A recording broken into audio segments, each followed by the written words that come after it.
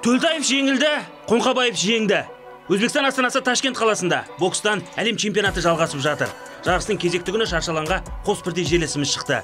Алдымен 63 келідегі Санатәлі Төлтаев, Маврикий елдің өкілі Ришарно Колимен жолыққан. Жекпе-жек барысында Санатәлі айқын басымдық таныта алмады. Сәйкесінше төрешілер шешіммен Коли жеңіске жетті. Ашығын айту керек, бокс мамандары бұндай нәтижені күтпеп еді. Санатәлінің өзі оны жекпе-жектен кейін былай түсіндірді. Қазақ елі, сіздерге айтарым, тек қана қолдаңыздар, сын айтушы адамдарымыз бар. Сол себепті сіздер сын айтпай қойыңыздар, сіздерден тек қана қолдауды ғана тілейміз. Ал жекпе-жек бойынша айтатын болсақ, мен қарсыласым тәжірибелі, ол деген олимпиадаларды өткізді, неше түрлі әлем чемпионаттарына қатысты, Пан Америка ойындарына қатысты. Сол себепті ол да сылтау емес. Мен осы бүгінгі жекпе-жекте жарақат алып қалдым бірінші раундта. Сол себепті жөнді бокс жасалмадым, барымды салдым деп те айта алмаймын. Қандай травма болды Санатәлі?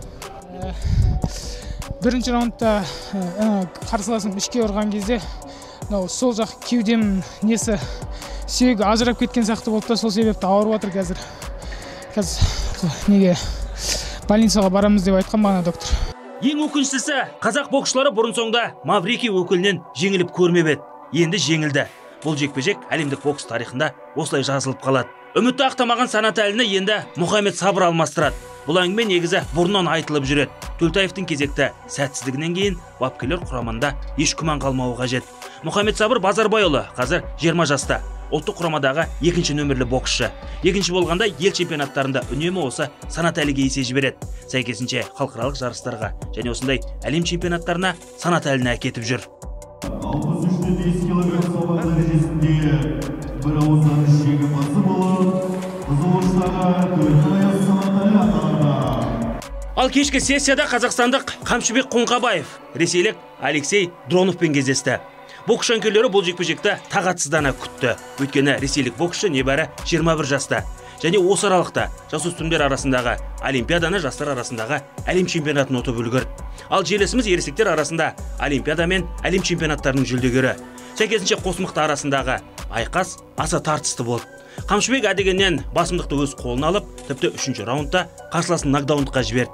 Нәтижесінде Алексей жарыс жолынан шығып қалды. Ал Қамшыбек іріктеу кезеңіндегі келесі жекпе-жегіне дайындалады.